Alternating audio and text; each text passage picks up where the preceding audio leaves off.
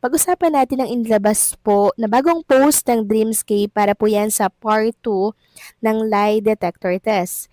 So ilalabas na yan ngayong araw, 12 noon mga kakimpaw, and for sure kikiligin na naman ang lahat sa part 2 ito. Sabi nga dito, ituloy ang kilig with Kimpaw, huwag palagpasin mamayang 12 noon ang part 2 ng kanilang lie detector test. So ayan po mga kakimpaw, umani na ito ng maraming reaction. Sabi nga ng isang netizen, "Wow, made my day, papi. Kilig talaga tong dalawang to. Thanks Dreamscape, more project pa po sana sa future for Kimpaw. Pwede rin po bahay-bahay para mag-rent na din ang wish ni papi na bahay-bahayan sitcom." So ito nga po yung pasilip ng Dreamscape. Oh. Anong sabi dito?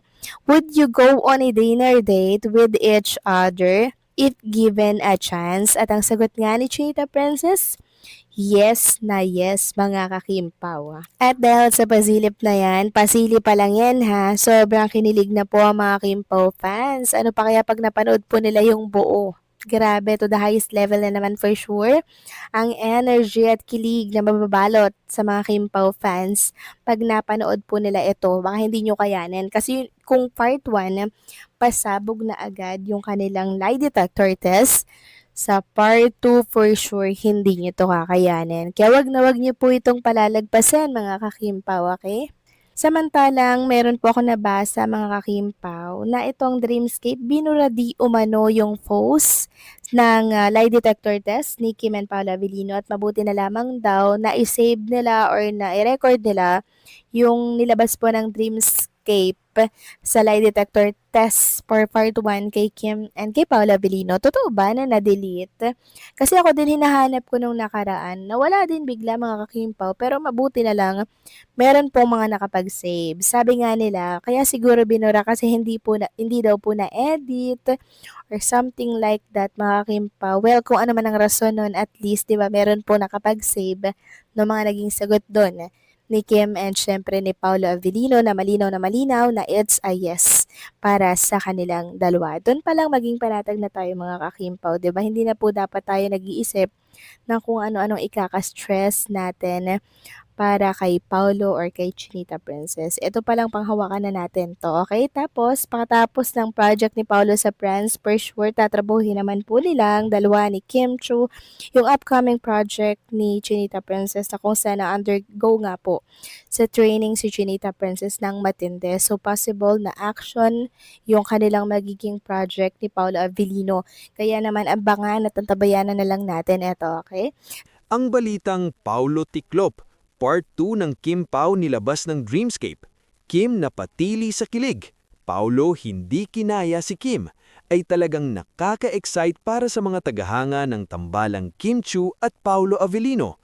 Ang tinatawag na Kim Pao ay isa sa mga tambalang talagang sinusubaybayan ngayon ng maraming fans, kaya anumang update o bagong content tungkol sa kanila ay mabilis na nagiging viral.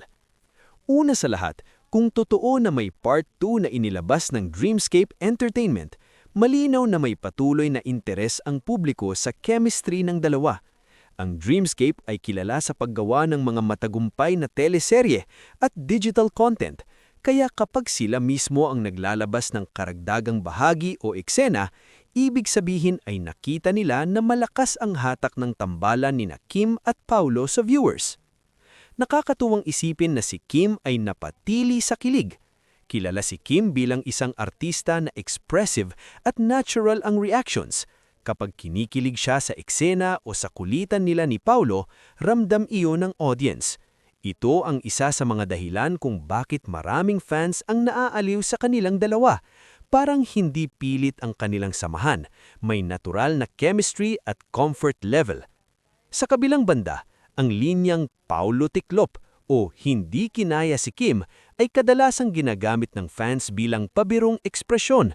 Kilala si Paulo bilang medyo reserved at seryoso sa personalidad, kaya kapag napapangiti, napapatawa o napapahiya siya dahil kay Kim, mas lalo itong kinagigiliwan ng fans. Parang nakikita ng publiko ang ibang side niya, yung mas relaxed at masaya. Dagdag pa rito, malaki rin ang papel ng fan community sa pagpapalakas ng tambalang Kim Pao. Sa social media, mabilis kumalat ang mga clips, behind-the-scenes moments at interviews nila. Kapag may mga ganitong kilig moments, lalo pang tumitibay ang suporta ng fans. Gayunpaman, mahalaga ring tandaan na karamihan sa mga ganitong balita ay fan interpretation o entertainment content lamang. Hindi ibig sabihin na may real-life relationship agad ang dalawa. Ngunit kahit ganoon, hindi maikakaila na mahusay silang magbigay ng romantic tension at kilig factor sa mga proyekto nila. Sa kabuuan, ang ganitong klasing balita ay patunay na patok at pinag-uusapan ang tambalan ni Kim Chiu at Paulo. Kung patuloy silang bibigyan ng proyekto o content na magkasama, malamang ay lalo pang lalaki ang kanilang fanbase at mas marami pang kilig moments ang aabangan ng mga manunood. Dagdag pa, kung mapapansin, sunod-sunod ang mga balita tungkol sa kanila mula sa jogging sightings, kulitan sa interviews hanggang sa mga bagong inilalabas na content. Ibig sabihin, talagang mainit sa mata ng publiko ang Kim Pao ngayon at posibleng ito pa ang simula ng mas malalaking proyekto para sa kanilang tambalan. Ang balitang Paulo Tiklop, Part 2 ng Kim Pao nilabas ng Dreamscape.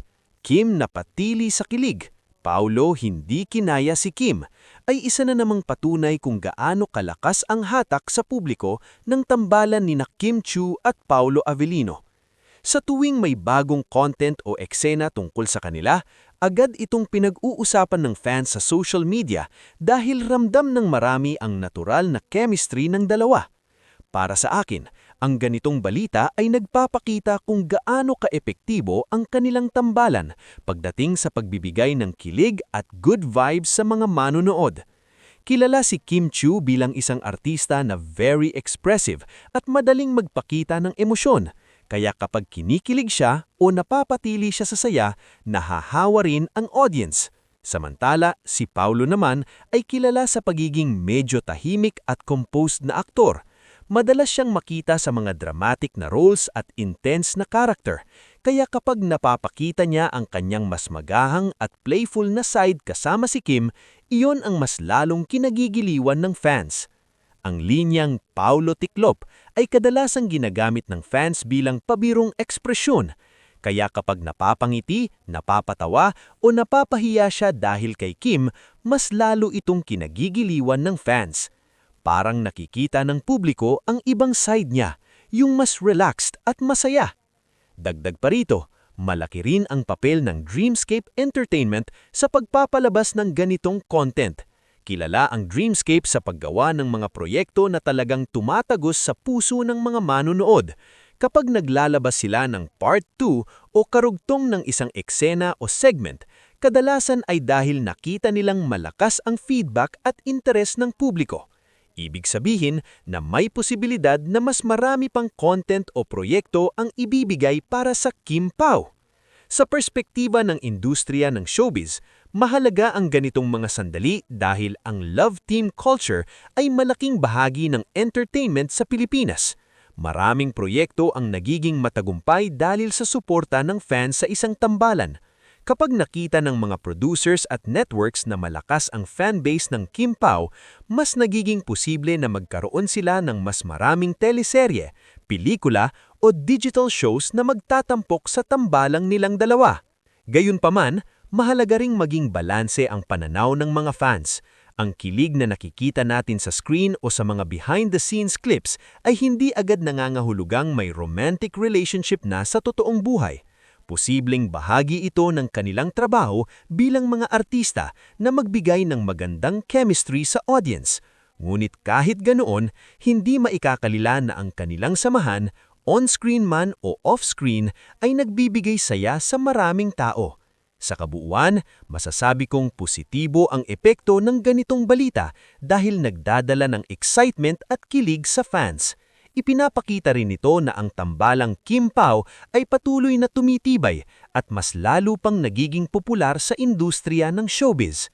Sa huli, kung magpapatuloy ang ganitong proyekto at moments nila, hindi malayong mas marami pang tagumpay ang marating ni Kim Chiu at Paulo Avellino at siguradong mas marami pang fans ang kikilig sa kanilang tambalan. Ang balitang Paulo Tiklop, Part 2 ng Kim Pao nilabas ng Dreamscape. Kim napatili sa kilig. Paulo hindi kinaya si Kim ay isa na namang patunay kung gaano kalakas ang hatak sa publiko ng tambalan ni Kim Chiu at Paulo Avellino. Sa tuwing may bagong content o eksena tungkol sa kanila, agad itong pinag-uusapan ng fans sa social media dahil ramdam ng marami ang natural na chemistry ng dalawa. Para sa akin, ang ganitong balita ay nagpapakita kung gaano kaepektibo ang kanilang tambalan pagdating sa pagbibigay ng kilig at good vibes sa mga manonood. Kilala si Kim Chiu bilang isang artista na very expressive at madaling magpakita ng emosyon, kaya kapag kinikilig siya o napapatili siya sa saya, nahahawa rin ang audience. Samantala, si Paulo naman ay kilala sa pagiging medyo tahimik at composed na aktor. Madalas siyang makita sa mga dramatic na roles at intense na character, kaya kapag napapakita niya ang kanyang mas magaang at playful na side kasama si Kim, iyon ang mas lalong kinagigiliwan ng fans. Ang linyang Paulo Tiklop ay kadalasang ginagamit ng fans bilang pabirong ekspresyon, kaya kapag napapangiti, napapatawa o napapahiya siya dahil kay Kim, mas lalo itong kinagigiliwan ng fans. Parang nakikita ng publiko ang ibang side niya, yung mas relaxed at masaya.